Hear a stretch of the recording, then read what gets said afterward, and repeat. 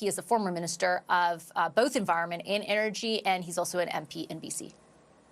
Hi, Mr. Wilkinson. Welcome back to the program. Thanks for making the time. Not at all. Thank you. Do you think that your government, Mr. Wilkinson, has adequately consulted your province on the prospect of a coastal pipeline or whatever ends up being involved in this MOU? Well, first of all, it's pretty hard to say because nobody really knows what's in the MOU. And I think it behooves us all to sort of wait until it is announced. But I do think it's important to engage with the province of BC, to engage with First Nations that may be impacted by this project or any other project. I do know the Prime Minister has spoken to Premier Eby, but I expect that there will need to be many more conversations. Do you think the Prime Minister should have consulted more with the Premier? And I ask that only in the framing of what Premier Eby has said to me and others, which is that he feels woefully under-consulted, that both he and coastal First Nations have been left out of a discussion that he says will directly impact both the province and those First Nations. I know that you're very familiar with both. Do you think there should have been more discussion with those two parties? Well, look, I know there have been some discussions, and I think a lot of it depends on what is in the framework document that's released. My understanding is that the government of Canada, and certainly the Prime Minister has said this on many occasions, is saying that the province of BC will need to be engaged in these conversations going forward as part of this whole process, and certainly the First Nations will need to be involved, and there will need to be significant support on the part of First Nations. So I wouldn't want to get too tied up in should it have been before this or should it be after this. At the end of the day, those conversations have started to take place, and they will need to take place in earnest going forward. Premier Eby's point, though, and I take yours on, would have, should have, when we don't have the formal details of it announced, though many of them have already, I should say, been leaked to various media outlets. Premier Eby's point is that just the mere speculation of it, without concrete details from your government, has raised the prospect of big projects that he has buy-in on, LNG namely, because he says of the tanker ban, for example, like he says that all of this is putting that at risk, and that to him is very real. Again, I'll put to you, Mr. Wilkinson, like, should your government have done more to avoid that prospect?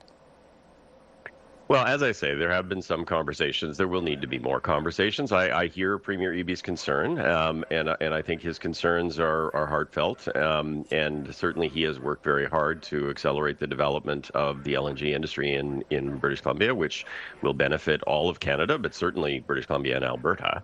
I do think that it's important that we sit down and have those conversations moving forward and understand what those concerns are and determine whether or not they can be met. But, my understanding, based on everything that I have heard from the Prime Minister, is there would need to be significant support on the part of the province. There would need to be significant support on the part of the First Nations. And this would require, it would be significant incremental production, which means incremental emissions.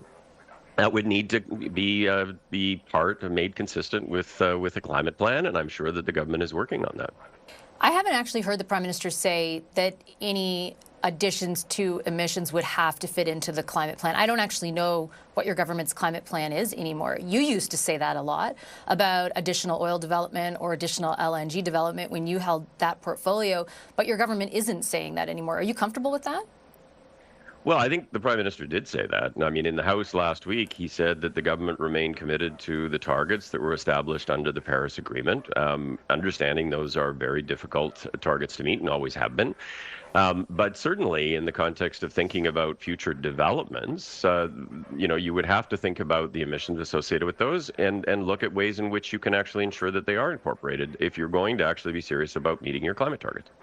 I take your point on what the Prime Minister said in the House. What I'm confused about, and I think a lot of Canadians who are concerned about the environment are confused about, is how exactly meeting those commitments will be possible when there is a long list at the moment of what your government plans to roll back: the consumer carbon tax, perhaps a full tanker ban, no emissions cap, no more, or paused at least for the meantime, EV standards. Like, what is your government's climate plan without any of that? How do you meet those targets without any of that? Well, as I say, what was in the budget, the climate competitiveness thing, was not a climate plan. And the government going forward is going to need to come up with an updated climate plan that includes work that I did and others have done, but will also have additional elements. I think one thing that was important in the budget was the commitment to strengthening the industrial carbon price. that is a way where you actually can get incremental emissions if you do that right. But I think it's a fair question on the part of the environmental community as to where, what does the climate plan look like going forward?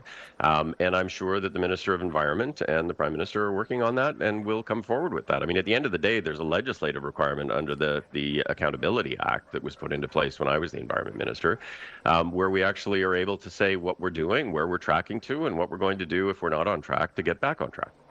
Have they conveyed to you that I believe the requirement is by the end of the year, have they conveyed to you that there will be a plan announced? Because I have seen no public record of a commitment to release that. I have not asked that question specifically, but I mean, it is a legislative requirement. I assume that the Minister of Environment is going to bring forward something.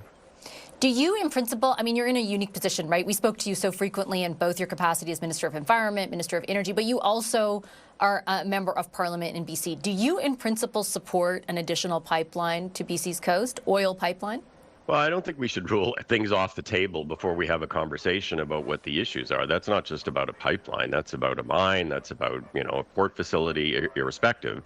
It's trying to ensure what people's concerns are. Certainly emissions is a concern, and as I've said, it will need to be made consistent with Canada's approach to addressing climate change, but there are ways to do that. But it also needs to address some of the concerns that actually underlie the tanker ban. Like, at the end of the day, the tanker ban is a mechanism. Why did the tanker ban get put into place? And the moratorium before it. Like, people forget there's been a moratorium on the West Coast since 1972. There were two reasons. One was it is a challenging navigational area, and there's not a lot of infrastructure up there to actually deal with navigation and tank and cleanups in the event that there's actually an incident, in the same way that there is in the Vancouver Harbor. And the second is there's been longstanding opposition on the part of coastal First Nations. Both of those issues would need to be addressed. I'm not saying they can't be addressed. They may well be able to be addressed, and I'm not going to, prejudge that conversation, but they're important consideration. But does that mean that, I guess what I'm trying to get at is there are other people in your caucus, even Minister Robertson, for example, who have been pretty unequivocal about, a lack of support in British Columbia, in their view, and therefore their own position for an additional pipeline out there. Like the coastal First Nation position has not. It does not appear to be too movable. Like, they have been very specific about how they feel about this, and we lived through that through Northern Gateway. I'm also not saying that there aren't ways to address that, but that has led to other Liberal MPs in BC taking a very firm position. Am I to interpret your answer as, like, you're okay if those concerns can be addressed, with an additional pipeline to the West Coast? What I'm saying to you is, whenever you actually take a position, it needs to be informed by, what are the fundamental issues at play. What I'm saying to you is there are some pretty fundamental, important issues that people are concerned about. If there are ways to address those, then one can be open to this kind of a project. But they're not simple, and I would say addressing them is going to require a lot of careful consideration and thought, and they may or may not be able to be addressed. I would also say, when you're talking about a new pipe to the north, you're probably talking maybe about 1 million barrels.